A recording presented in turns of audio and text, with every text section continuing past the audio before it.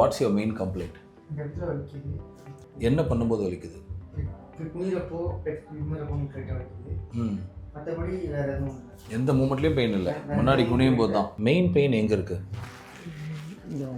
இந்த இடத்துல. ஆக்சுவலாக இந்த 2 டிம்பிள் இருக்கு இல்லையா?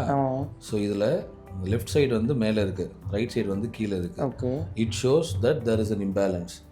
நியூட்ரலாக இருக்க வேண்டிய ஒரு போன், இந்த சேக்ரம் போன் வந்து it's slowly tilted. So mainly we need to check the spine.